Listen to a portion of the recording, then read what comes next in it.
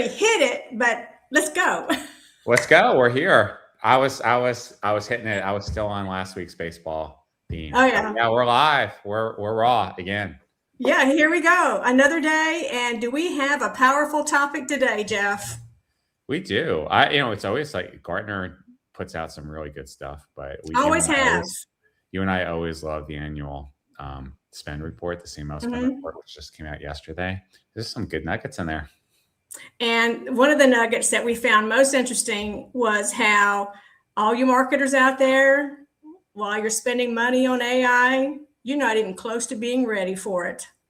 No, but I mean, of course, the headline, 70% of marketers want to be leaders in AI. So good for you. I don't know where the other 30% are, what y'all are doing, but okay. Head in the sand. That is totally a head in the sand kind of marketer. I'm sitting there thinking, okay, so, but isn't that the easy part? Like, don't we all want to lead in whatever's next? We wanted to lead in ABM. We wanted to lead in demand gen. We wanted to lead in the customer experience. We wanted to lead, right?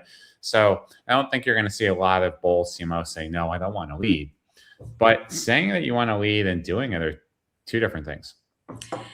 And Jeff, I'm going to say that while this conversation could go two ways. We could just wail on how pathetic marketing leadership is, which is not true, but we could wail on it, right? We could. Or we could talk about really the more organizational barriers that are in the way, because this really is an organizational shift. And so we'll probably talk about both of those. Right? It's a lot of the building blocks, and a lot of times, like, companies operate the way they were designed to operate. It's funny how that happens, isn't it? Yeah, but people you build it and they work that way, right? Remember who was that guy that we had years ago? I remember exactly who you're talking. He talked about the ruts in the road and how the ruts in the road and the loops that we down. create, and yeah, it was Bill, right? We did like a management retreat, and we did. It was really, but it was, even though we knew better, it made us question our ruts in the road. First of all, because we identified what they were, we're like, okay, well, I just didn't realize that was that big of a rut, right? And then it helps you think about other paths you might take. We're creatures of habit, creatures of routine. There's reasons why change is hard at an institutional level, right? It's not that people don't want to change. It's, you just have this whole legacy of organization. It just gets in the way. It really does. It's a big, very, very, very powerful thing. It's like we had to have the electricity at our boat dock turned off because they're doing some construction on the house. So we had our boat in the water for a few days, and of course we had it moored off, right? Well, honey, one of those pilings just got ripped right out of the ground because that's the power of water.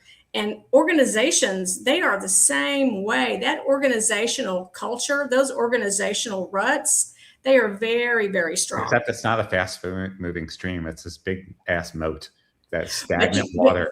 But you know what, Jeff, as we continue down the path in the AI world, I read an article yesterday that was using end of the world language almost to describe what was going to be happening to SaaS businesses and to, organizations.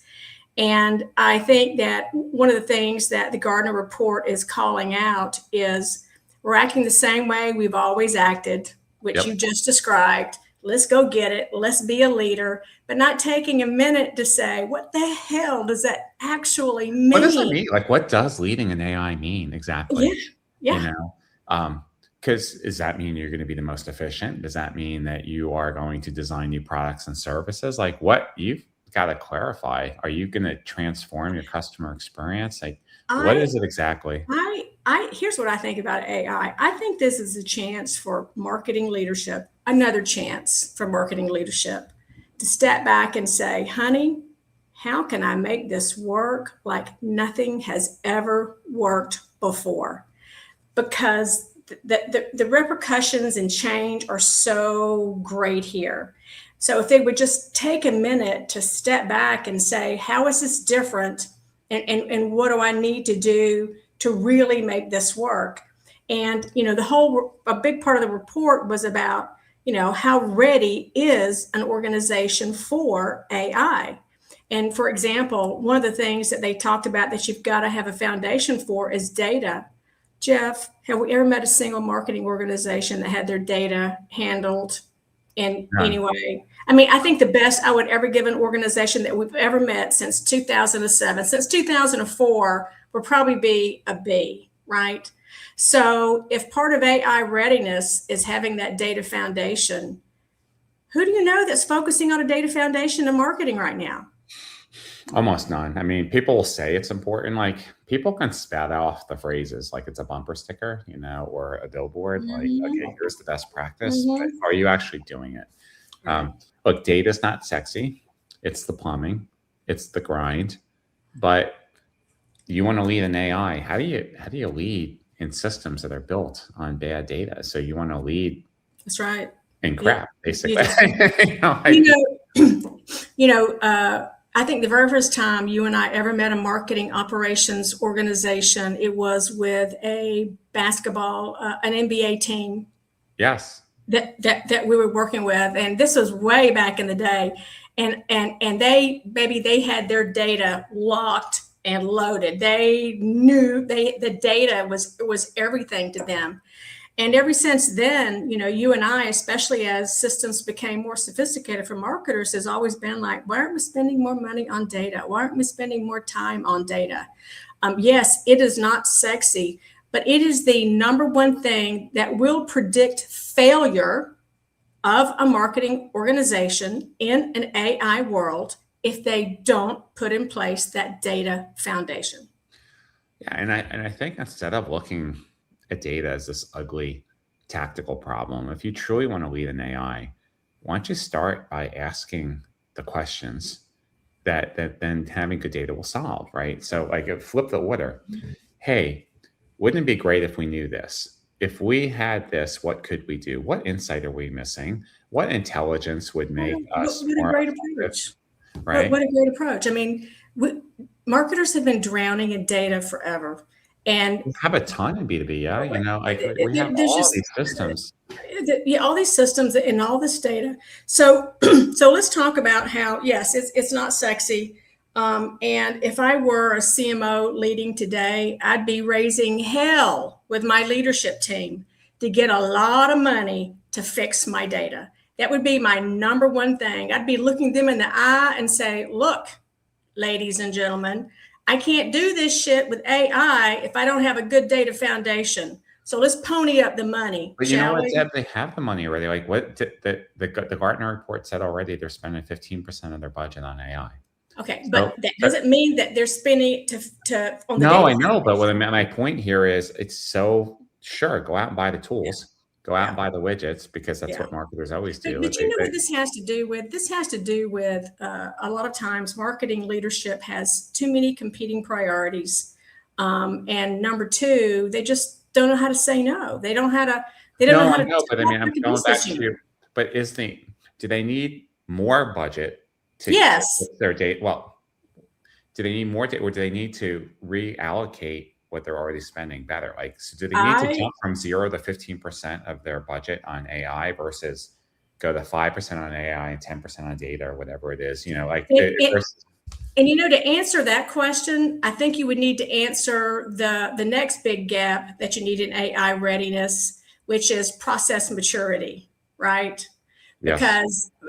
Because, because that process maturity answers the question that you just asked, what AI do we need and how would we be using it? Yet, I would say you've got to have a data foundation that works regardless, right?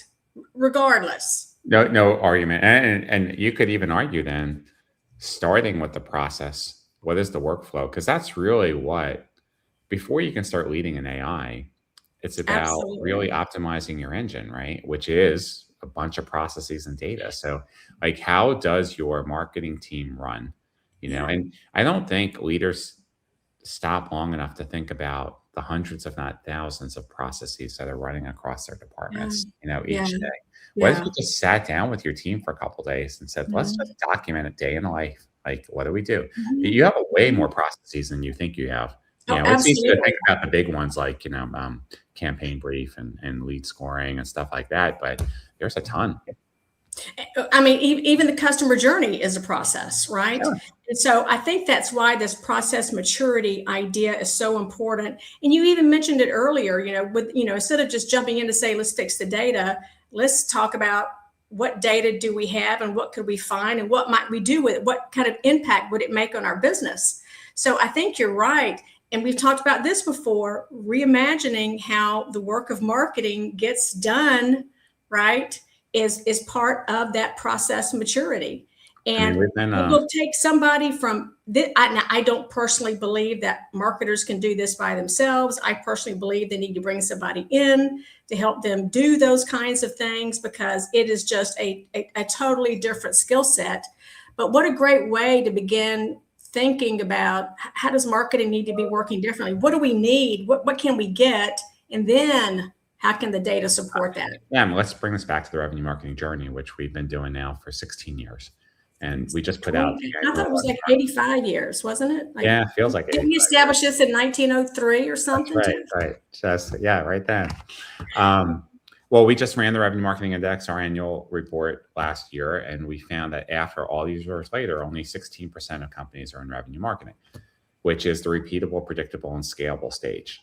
So that means, basically 76% of marketers are in those first three phases.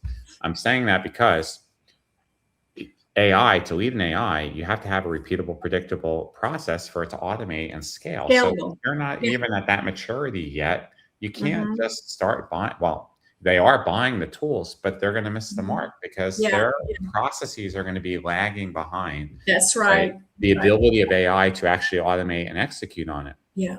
And you and I have always been process first. I mean, how many times, even when we come to put in a system, well, you don't just cram it in, what do you want it to do? How do you want it to work? Let's think about the end result we're trying to get, and then the processes that support that. And then we can configure the technology this way, right? Yeah. Unfortunately, you marketers, guys are the process people. Damn straight. Yes, we damn are. Straight. Damn straight. That's right. And it's, and I see you maybe missed what I was going to say next, but we've always been process forward. And again, I do not believe that a marketing organization can come in, reimagine marketing for a new world of AI, and become process mature without outside help. It's just a totally different game.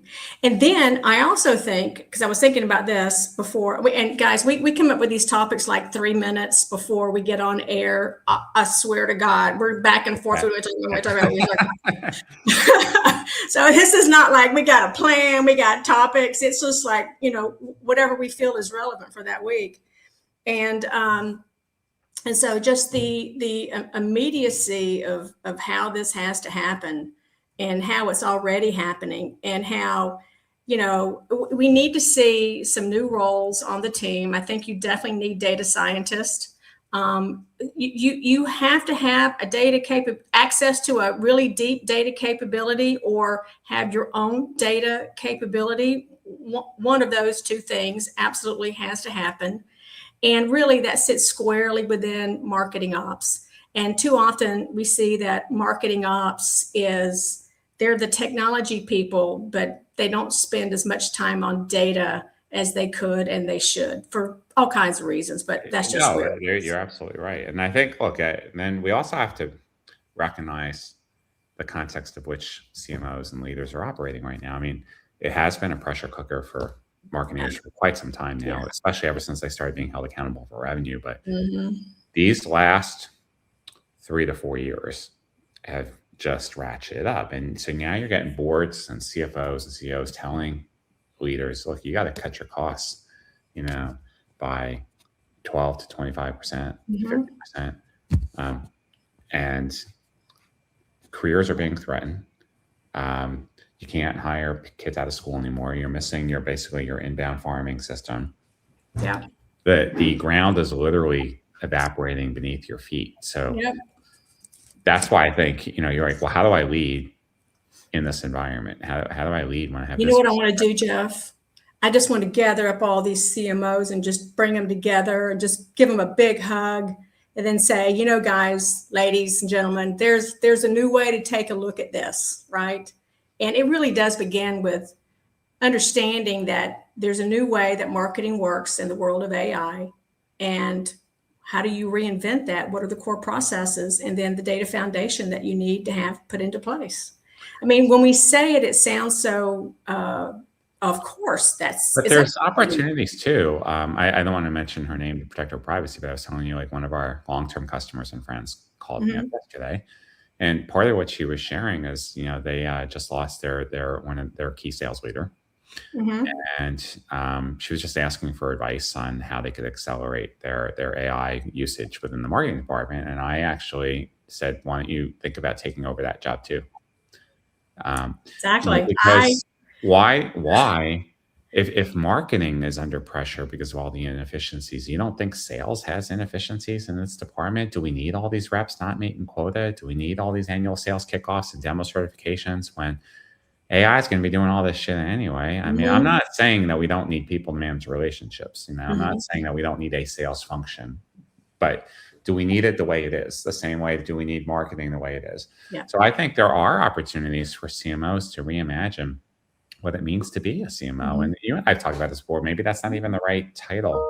Maybe it's not even the right title. I truly think that in the next 5 years, titles are going to be gone, and we're going to see extraordinarily different roles between marketing and sales.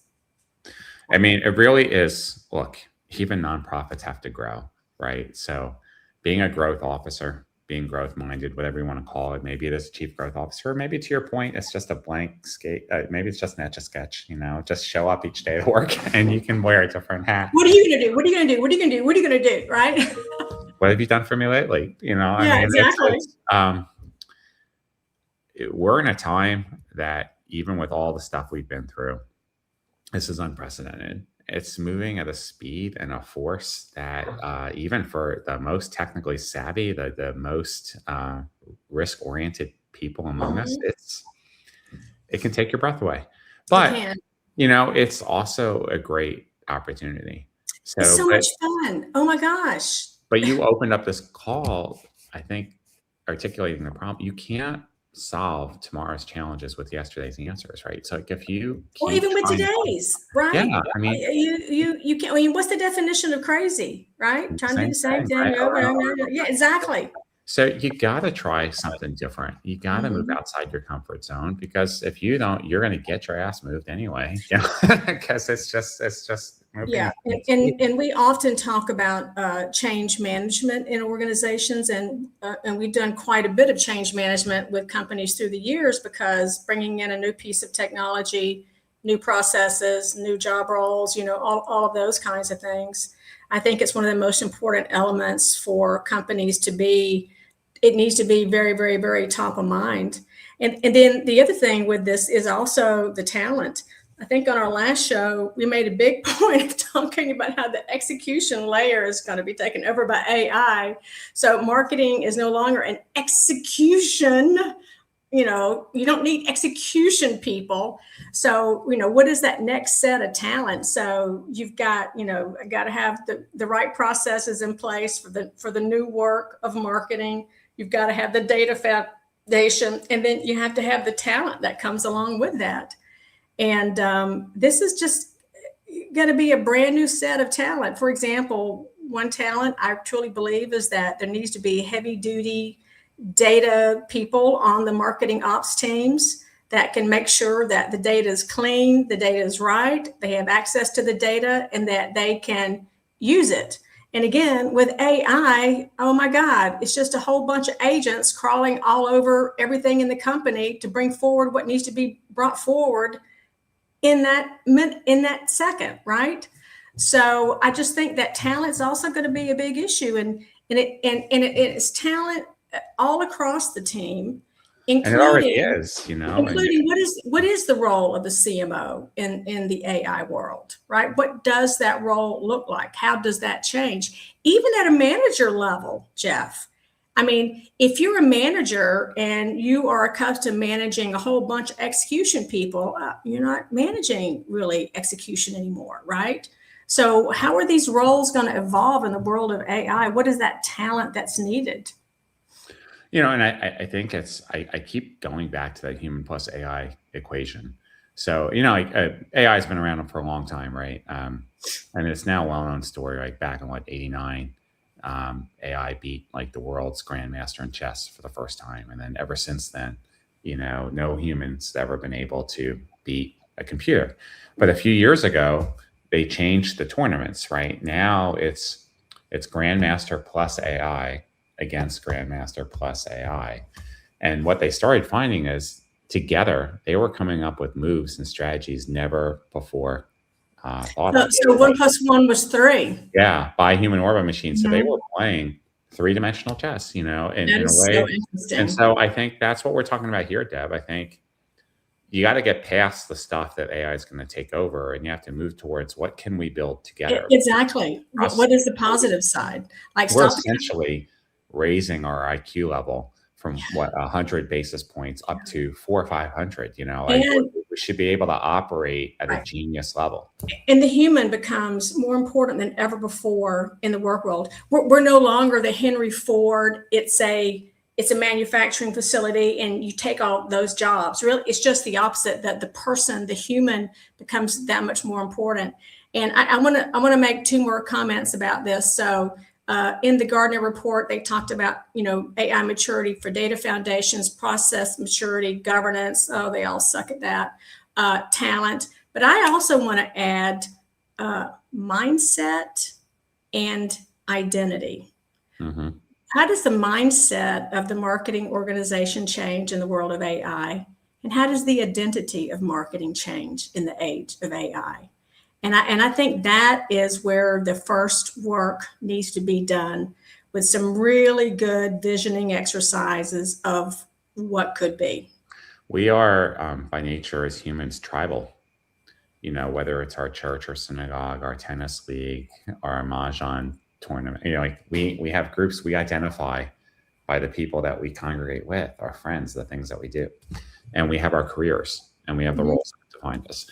So if the very fabric of what we know to be is eroding, we need a new identity. You're We do. absolutely right. We do. And what does We that need look like? identity. And I think it's an existential um, imperative for us to understand what that is, because I think it is. I otherwise, think I like, think if we you are. are devoutly spiritual, you need meaning in your life.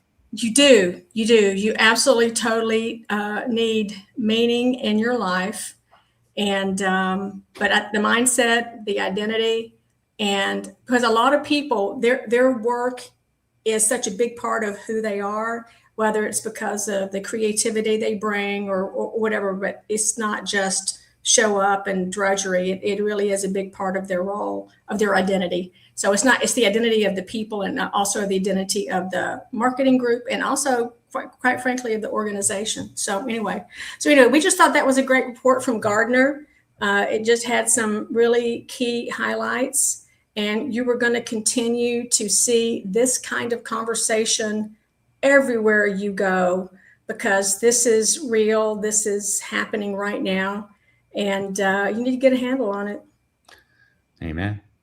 All right. Well, until more AI stuff next week, we're gonna still be raw as always. I'm Debbie. I'm Jeff, and we're See you raw. guys next time. All Bye right. bye. Bye, everybody.